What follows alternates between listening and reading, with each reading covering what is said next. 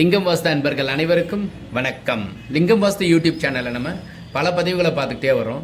இன்றைக்கி தெற்க பார்த்த plan south facing plan 22.4 south. This is north.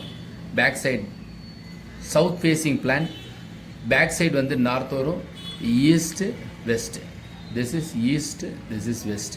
So north ஈஸ்ட்டுங்கிறது ஈசான மூலை, சவுத் ஈஸ்ட்டுங்கிறது அக்னி மூலை, சவுத் வெஸ்ட்டுங்கிறது கன்னி மூலை, நார்த் வெஸ்ட்டுங்கிறது வாயு மூலை. ஒவ்வொரு மூலைக்கும் ஒவ்வொரு கிரகங்கள் வேலை செய்யுது.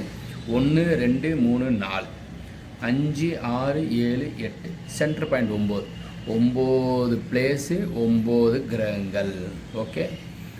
ஸோ கிழக்கு திசைக்கு உண்டானது யார்? சூரியன். மேற்கு திசைக்கு உண்டானது சனி. வடக்கு திசைக்கு உண்டானவர் புதன். தெற்கு திசைக்கு உண்டானவர் செவ்வாய். அக்னி மூலைக்கு உண்டானவர் சுக்கிரன். ஈசான மூலைக்கு உண்டானவர் குரு. வாயு மூலைக்கு உண்டானவர் சந்திரன். கன்னி மூலைக்கு உண்டானவர் ராகு. சார் கேதுவை காணாமல் சார். இந்த இன்ட்டு போட்டிங்கன்னு வச்சுக்கங்க, கிராஸ் போட்டிங்கன்னா நடுவில் தான் கேது வருவார். 9 கிரகங்கள் பற்றி சொல்லியிருக்கிறேன், 9 மூலைகள் பற்றி நான் சொல்லியிருக்கிறேன்.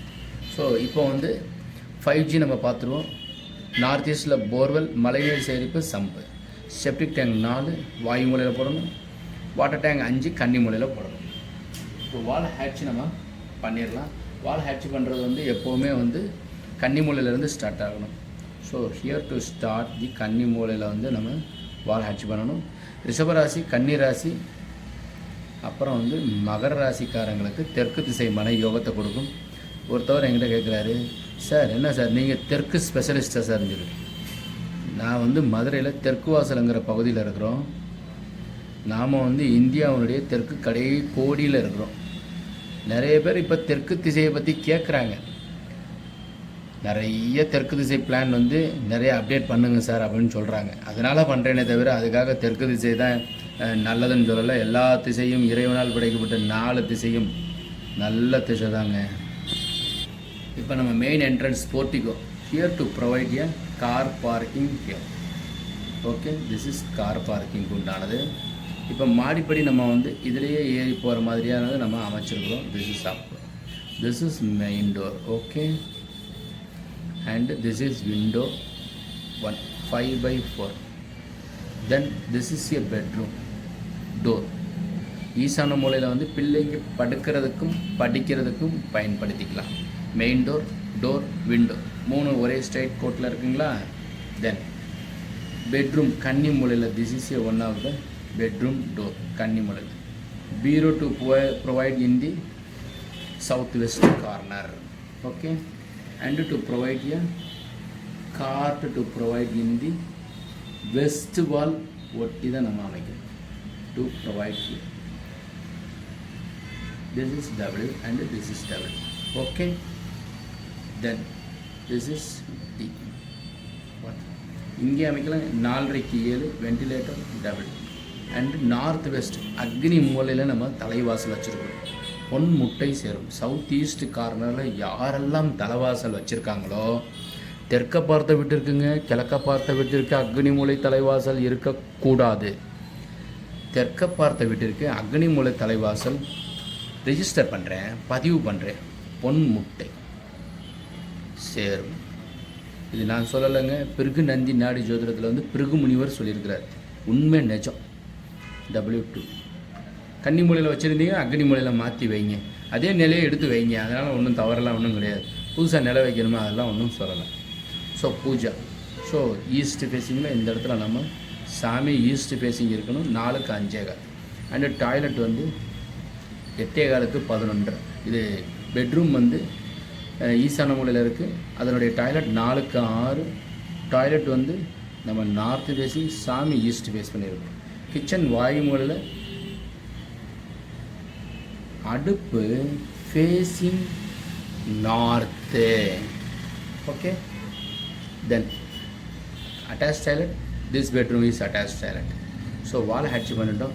ரிஷபராசி, கன்னி ராசி, மகர ராசிக்காரங்களுக்கு தெற்கு திசை மனை யோகத்தை கொடுக்கும்.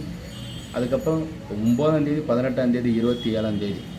ஸோ இந்த நம்பரில் பிறந்தவங்களுக்கு செவ்வாயினுடைய ஆதிக்கம் அதிகமாக இருக்குன்னு சொல்லப்பட்டிருக்கு. அதனால் இந்த நம்பரில் பிறந்தவங்களும் தெற்கு திசை மனை யோகத்தை கொடுக்கும்.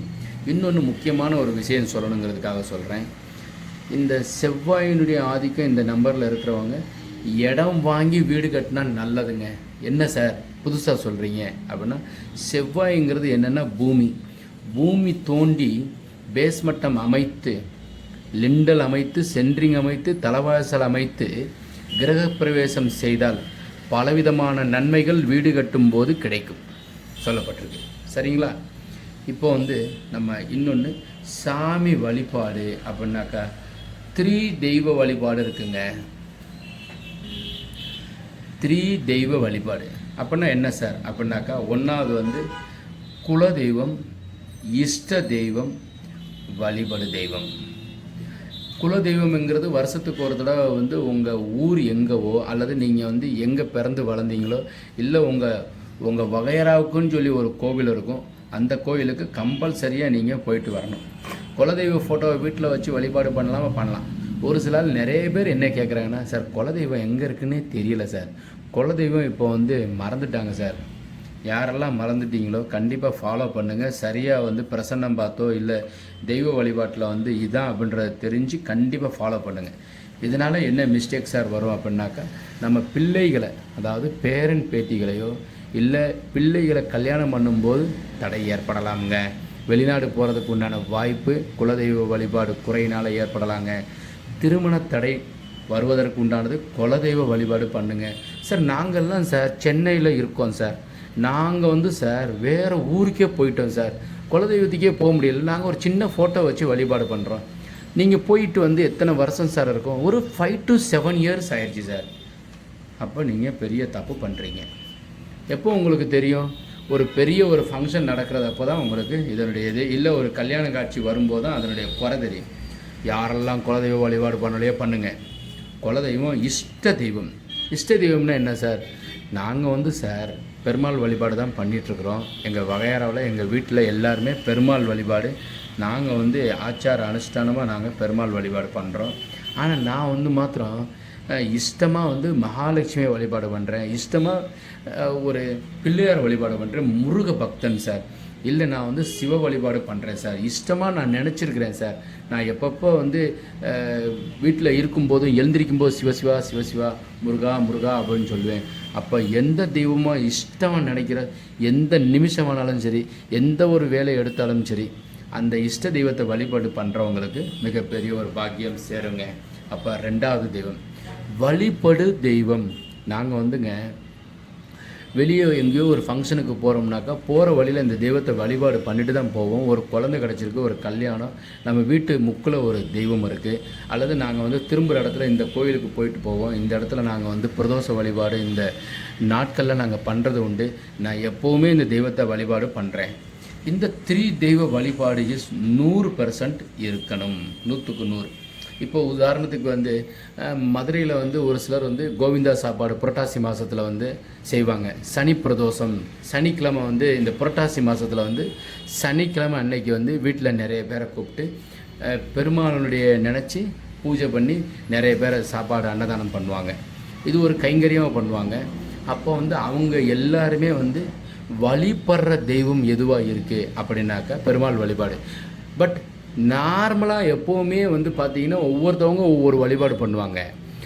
சௌராஷ்டிரா சமுதாயத்தில் இருக்கிறவங்க இந்த புரட்டாசி மாதத்தில் சனிக்கிழமை வீட்டில் ஆச்சார அனுஷ்டானத்தோட, சனிக்கிழமை மாத்திரம் இல்லை அந்த மாதம் முழுவதும் அசைவம் சாப்பிட மாட்டாங்க. ஒரு சிலர் சாப்பிட்றாங்க, ஒரு சிலர் பெரும்பகுதி சௌராஷ்டிரா ஆட்கள் யாரும் பெருசாக சாப்பிட்றதில்ல.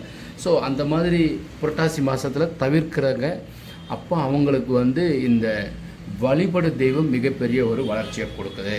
ஸோ அதனால் நம்ம தெய்வ வழிபாட்டில் இந்த 3 தெய்வ வழிபாடு அவசியம். அதே மாதிரி நிறைய பேர் என்கிட்ட என்ன கேட்குறாங்கன்னா, சார் நீங்கள் வாஸ்து பார்க்குறதுக்கு வெளியூர் பார்ப்பீங்களா சார்? இந்த கொரோனானால நான் நிறைய ஊர்களுக்கு போகாமல் இருந்தேன், இப்போ கொஞ்சம் போக ஆரம்பிச்சிருக்கிறேன்.